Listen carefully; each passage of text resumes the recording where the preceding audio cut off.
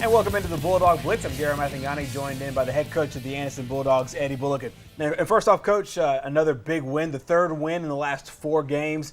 Got an 8-0 win over St. Clair County Friday night. Just talk about your overall reaction from the game. Well, just glad to get a win, and we are, keeping our playoff hopes alive, and that's basically what we want to do. The bottom line is to make the playoffs, and we were able to squeak out a win, and I'm just glad to get that win. Absolutely. You got a safety at the beginning of the game and then didn't score until really late. Talk about the defensive effort against a team that was really strong. I looked at some stats going into it.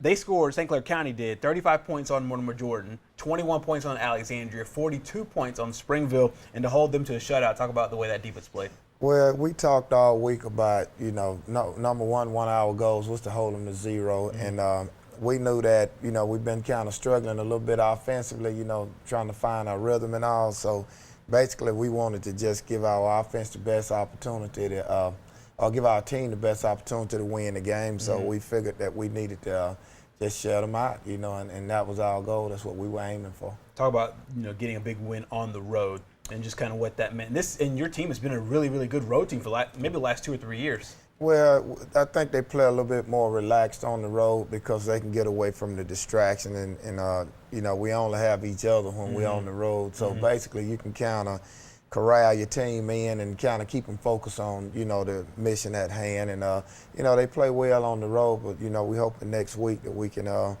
get that same kind of focus and energy at home, for one last run. I didn't have the average starting field position as far as the actual yard line, but it seemed like they were always starting drives behind the stick, so to speak. And it seemed to me like that really played well into your defense's hands because you could able to blitz and play aggressive. Well, field position, we discussed that. That was one of our goals, that basically maintain field position, and most of the times, when you're struggling a little bit, offense has a lot more confidence when you can get them out at midfield around the 40-yard line, starting out versus being, back inside the 30 or 20-yard line. And, and it played into our favor, and I think it put a lot of pressure on them because they felt that anxiety, that we sort of pent back, and, it just played in our favor. Absolutely. Special teams was also a big role. I mean, you had last week, you had one of the Tay Miller had a, punt return for a touchdown. This week you have a safety on a punt. Talk about the way the special teams units have been playing. Well, they've been playing great. That's one of our goals also, is to make sure that we score 1 touchdown, with special teams. And we actually had a punt return for a touchdown, but, we shot ourselves in the foot and got it called back with a block in the back. And basically, that's sort of what we want to do. Absolutely. You guys have this really, to me, just a strong ability to, even when things are getting down and the defense is, there's teams that are driving on you, to really bow up and play strong defense. Talk about that aspect of it. Well, we talked about it. Basically my teams have been known for being extremely physical on defense. And the last couple of years, we sort of lost that identity. And I talked to them all this year about getting that identity back, being great tacklers. And, when you play defense, you got to want to play defense. Right. You got to enjoy playing defense. You got to be hungry to play defense. And we hadn't had that in the past. And so we trying to establish that identity again and get that back, Absolutely. And you got that defense back for sure in a big shutout victory against St. Clair County. You'll catch the highlights of that right here on the Bulldog Blitz. Join us.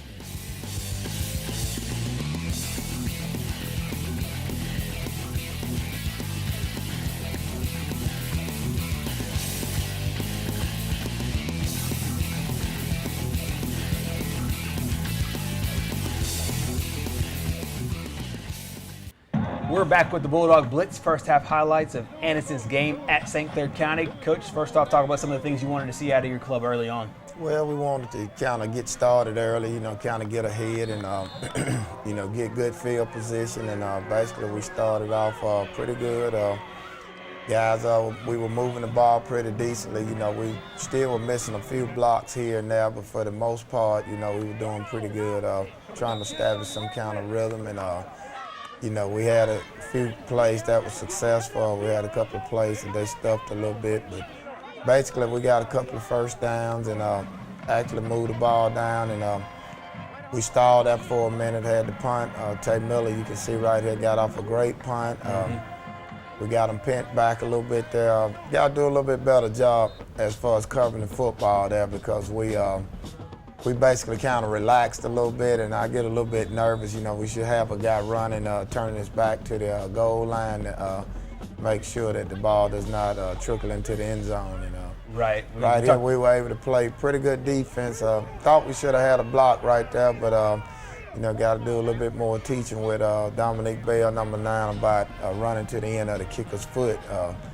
You know, we got another young guy you'll see later on we put in the game, 9th grader. He was able to handle it pretty well. So we got decent field position again. Right here we had a bobble snap, and we ended up having to punt again. And but the defense was basically swarming to the football. You know, we were able to come off the edges, and the defensive tackles and linebackers were pinching pretty well. And, you know, we wanted to try to keep the quarterback boxed in right there. You can see right there we missed a block off the edge, and Tay Miller, you know, pretty athletic kid, and he was able to make a miss and make something happen.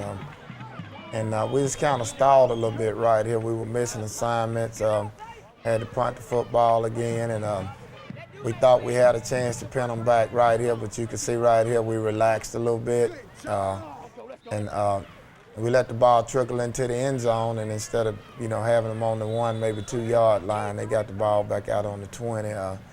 But, you know, the defense stepped up again. We were basically swarming to the football, and we caused them to punt again. And right here, you can see Jaden Woods, a little 9th grader, that we put him on special teams. He got a block, and we actually came out with the ball, but the official gave us a safety, and we thought we had a touchdown there, so we were pretty happy about that. And we came back here, we ran the slip screen to Hakeem, and you know, because they were giving us a lot of room, and we stalled that for a minute. We had a couple of incompletions, and basically the defense came up again right here, stepped up, and we were able to pin them back. So we went in at halftime up 2-0, and you know, I was just proud of the way the defense played. It seems to me, especially early on, whenever you were able to get the things you wanted to rolling on special teams, whether it was kickoff coverage, whether it was the punt coverage, that kind of led into a solid play on defense. Talk about just the way everything rolled in together. I know the offense, you wanted to see some more points, and you saw some signs of life on those drives, but talk about just the way that things rolled out from defense to special teams and really holding them to that shutout. Well, defensively, you know, and into special teams, just as you mentioned, you know, that's sort of the way you want things to roll out. You want to get off a great punt, you know, well, you want to hold them, first of all, to 3 and out. And then, you know, if you have to punt, you want to get off a great punt, or if the other team is punting, you want to have them pent back. So, you know, they may muff the snap, or, you know, they may rush, or you could possibly get a punt block. And then the end result of that is, you know, they so worried about making sure that they block to where you can get a good return in. So it all kind of plays into the defense hand when you can pin them back. What type of adjustments were you expecting? What type of adjustments did you want to execute there going into the second half with the lead that you had?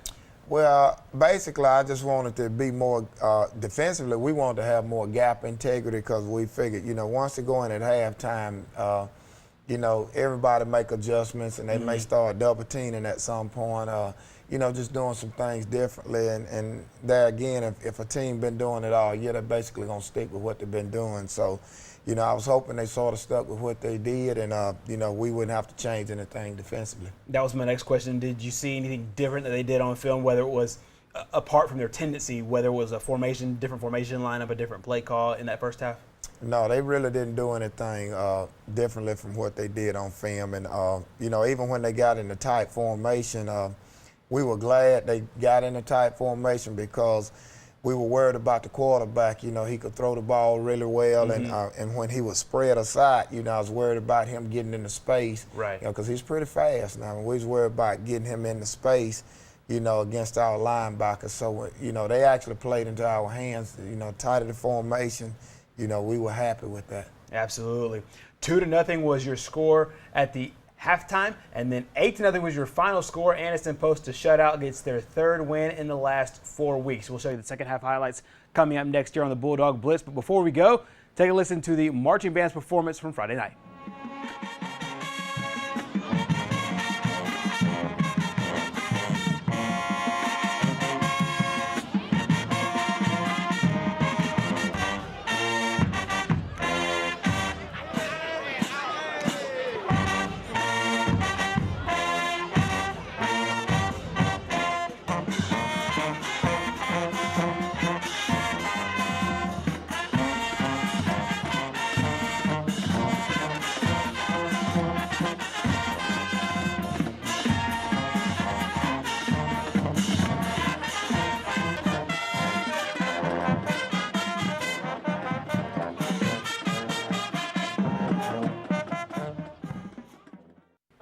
We're back with the Bulldog Blitz second half highlights. Coach took a 2-0 lead going into halftime. Talk about some of the things you wanted to see in that third quarter.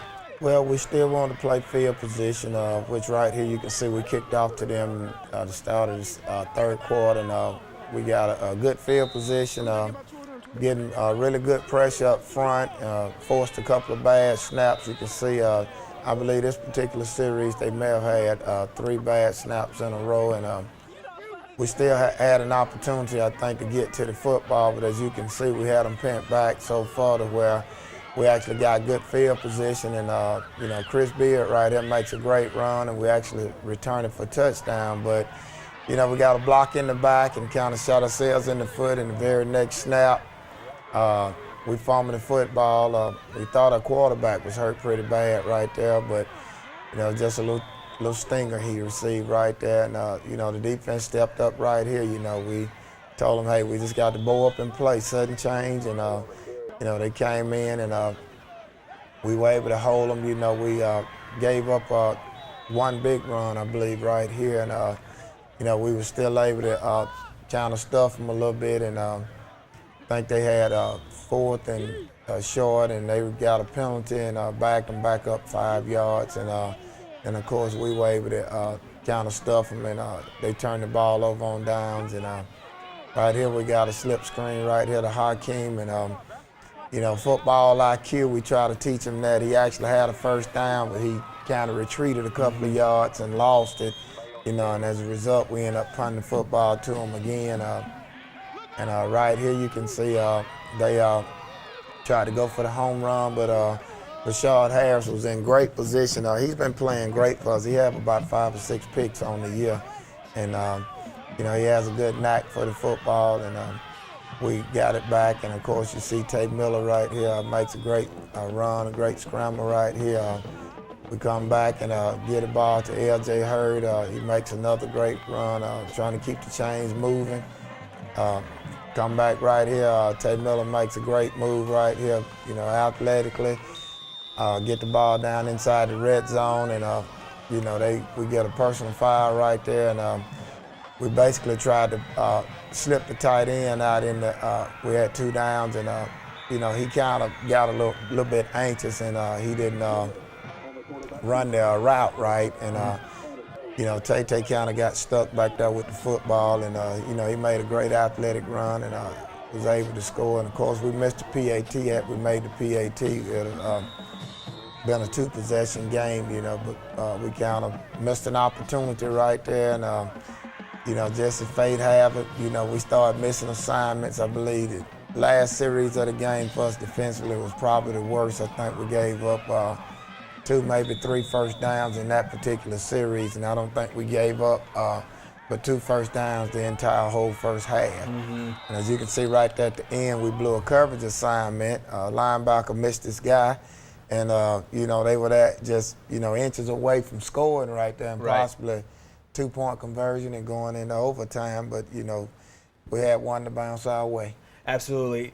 It seemed like to me like that last possession that you were talking about, you gave up as many first downs as you did really all game long. It serves as a teaching moment that, hey, guys, no team's really ever completely out of it, so we got to play all 4. Well, we didn't want to go to a prevent defense, Right. because, basically I think you play a not to lose then. So we wanted to do the things that we did earlier in the game to have some success, and we sort of stuck with it. We just had a couple of situations where we blew assignments, and when you not as disciplined as you should be, that's Right. what tend to happen. And I was kind of scratching my head there, like someone needs to make a play. Absolutely. The front seven played pretty well, but I want to talk about that back half. The secondary team, especially towards the end, played really well. Brashard Harris, playing center field, got that interception right there at the goal line. Talk about the way these defensive backs have been playing the last couple of weeks. Well, we actually, this year, I think we have maybe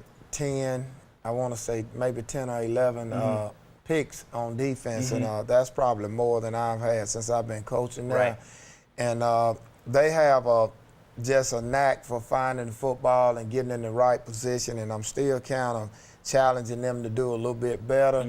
And but underneath them, they have to make up for some of the things that the linebackers maybe missed, or Right. just blown assignments. And basically what I'm trying to get them to do is to just kind of communicate a little bit more and tighten them up. But I'm extremely proud of the way they're playing. Absolutely. We've talked about some of the guys that have made the plays. Let's talk about some of the other guys, maybe some key performers from Friday night that people didn't realize.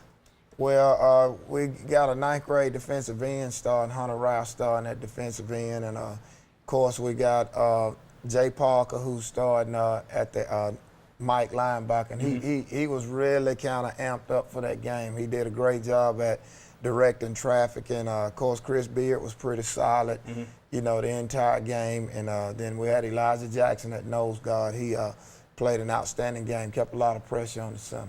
Absolutely. A rivalry game caps off region play for the Anniston Bulldogs coming up in game number 8. We will talk about that with the Alexandria Valley Cubs next here on the Bulldog Blitz.